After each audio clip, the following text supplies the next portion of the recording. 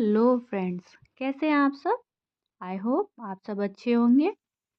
So friends, आज हम आपको उद्दीपन परिवर्तन कौशल के बारे में बताएंगे। ठीक है, हमने ऑलरेडी आपको माइक्रो टीचिंग क्या होती है, कितनी स्किल्स होती हैं, उनमें से हमने आपको 8 टीचिंग स्किल्स के बारे में ऑलरेडी एक्सप्लेन कर दिया है।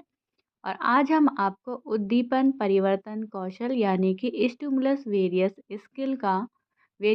स्किल का लेसन प्लान बनाना बताएंगे।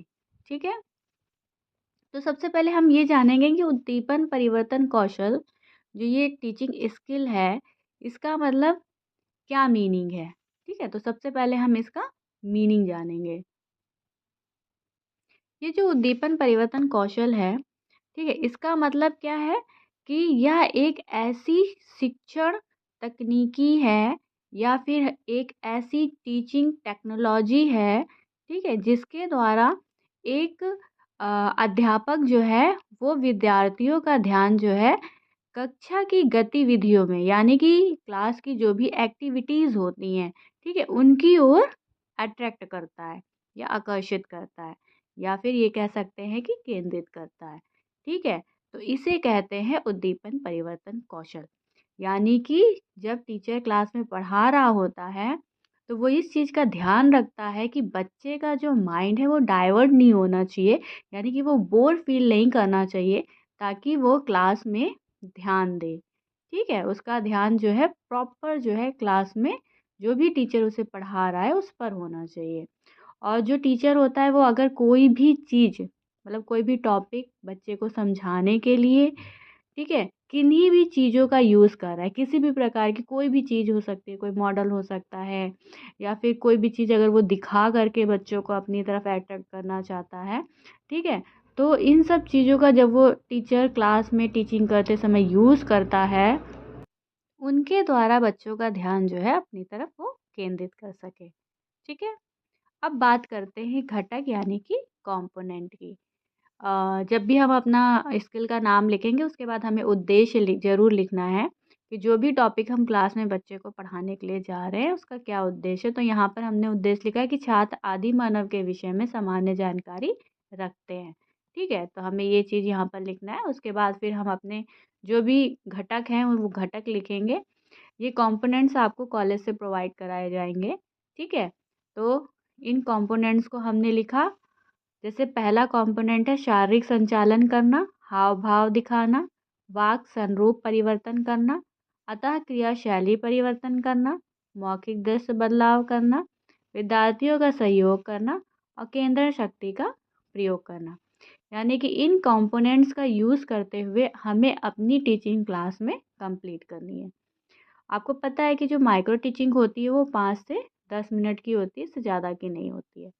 ठीक है, तो जब हम क्लास में बच्चे को पढ़ा रहे होते हैं तो हम किन किन चीज़ों का ध्यान रखते हैं कि बच्चा जो है प्रॉपर क्लास में ध्यान दे। ठीक है, हम क्या करते हैं कि जब हम क्लास में कोई भी टीचिंग करते हैं तो हम एक ही जगह खड़े होकर नहीं पढ़ाते हैं, क्लास में राउंड लेते हुए हमको पढ़ाना है।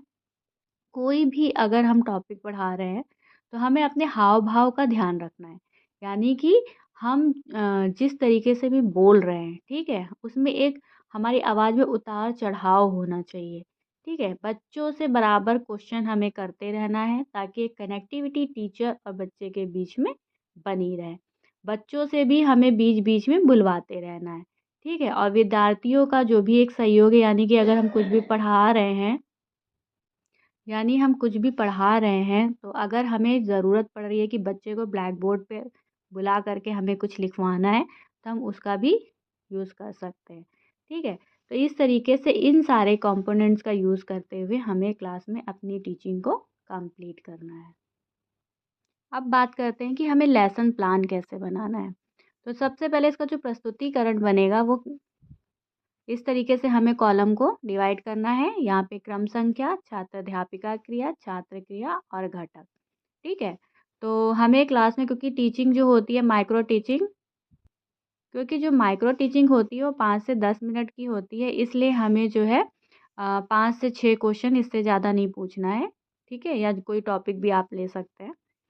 तो जैसे हमने एक क्वेश्चन लिया कि आदि मानव अपना भोजन किस प्रकार प्राप्त करता था, तो जब हम ये क्वेश्चन क्लास में पूछेंगे तो हम क्लास में यानी कि कक्षा में चलते हुए इस क्वेश्चन को पूछ रहे हैं। ठीक है, तो बच्चा आंसर देगा और जो भी हमने कंपोनेंट यूज़ किया है वो कंपोनेंट किस नंबर पे है वो हमें यहाँ पे लिखना है। ठीक है, तो इस तरीके से जो भी क्वेश्चन हम पूछेंगे, उस क्वेश्चन को पूछते टाइम हम जो भी एक्टिविटी कर रहे हैं अपने बॉडी के थ्रू, ठीक है, वो चीज़ हमें यहाँ पे लिखना है, यानी कि जो भी कंपोनेंट आप यूज़ कर रहे हैं। जैसे हमने नेक्स्ट क्वेश्चन पूछा कि आदि मानव शिकार करने के लिए किस प्रकार के औजारों का प्रयोग करते थे। तो अब जब हमने ये क्वेश्चन पूछा तो पूछते समय हम क्या कर रहे हैं कि आवाज़ बदल रहे हैं, यानी कि अपने स्वर में उतार चढ़ाव कर रहे हैं। ठीक है, और बच्चा यहाँ पे आंसर देगा और फिर यहाँ पे हमने कंपोनेंट लिखा है। फिर हमने नेक्स्ट क्वेश्चन बच्चे से पूछा कि आदि मानव ने कौन से आविष्कार किए हैं या कौन-कौन से आविष्कार किए हैं। तो जब हम ये नेक्स्ट क्वेश्चन बच्चों से जब पूछ रहे हैं तो हम क्या कर रहे हैं, द्रव्य श्रव्य बदलाव, यानी कि विद्यार्थियों की शारीरिक सहभागिता। ठीक है, ये हमारा एक कंपोनेंट है जिसका हम यूज़ कर रहे हैं। तो अब यहाँ पर क्या बच्चे ने आंसर दिया, उसके बाद फिर हम यहाँ पर घटक लिखेंगे। उसके बाद फिर हमने बच्चे से नेक्स्ट क्वेश्चन किया, बच्चे ने आंसर दिया, जो भी कंपोनेंट हमने यूज़ किया है वो यहाँ पर हमको लिखना है और फिर यहाँ पर घटक। फिर हमने नेक्स्ट क्वेश्चन पूछा, बच्चे ने आंसर दिया और जो भी कंपोनेंट है हमने यूज़ किया है उस क्वेश्चन को पूछते टाइम। तो इस तरीके से हम अपने लेसन प्लान को कंप्लीट करेंगे। ठीक है, बस एक चीज़ का याद रखिएगा कि जो भी हम ये उद्दीपन परिवर्तन कौशल जो एक हमारी स्किल है, ठीक है, इस स्किल का एक मेन जो अर्थ है वो यही है कि हम जब क्लास में टीचिंग कर रहे हैं तो हमें किसी भी तरीके से बच्चे का ध्यान क्लास में ही रखना है, उसके मन को भटकने नहीं देना है ताकि वो क्लास के बाहर देखे या शैतानी करे या अदर एक्टिविटी में अपना ध्यान लगाएँ। तो उस ध्यान को क्लास में केंद्रित करने के लिए या क्या कहते हैं आकर्षित करने के लिए हमें किसी भी तरीके का कोई भी तरीका अगर हमें अपनाना पड़ रहा है पढ़ाने के लिए, हमें उसे अपनाना है। ठीक है?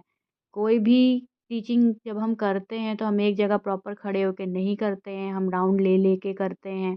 बोलने का जो एक हमारा तरीका होता है वो थोड़ा-सा उसमें उतार-चढ़ाव होते रहना चाहिए। ठीक है? ताकि बच्चों का जो है बच्चों को बोर ना लगे। ठीक है? तो इस तरीके से हमें अपने लेसन प्लान को कंप्लीट करना है। उसके बाद फिर नेक्स्ट पेज में मूल्यांकन बनाएँगे हम। तो इस तरीके से 2 पार्ट में डिवाइड करना है, व्यवहारात्मक घटक और मूल्यांकन। तो एक तरफ हमें सारे अपने कंपोनेंट्स लिखने हैं और यहाँ पर 0 से 6 तक के हमें नंबर लिखने हैं।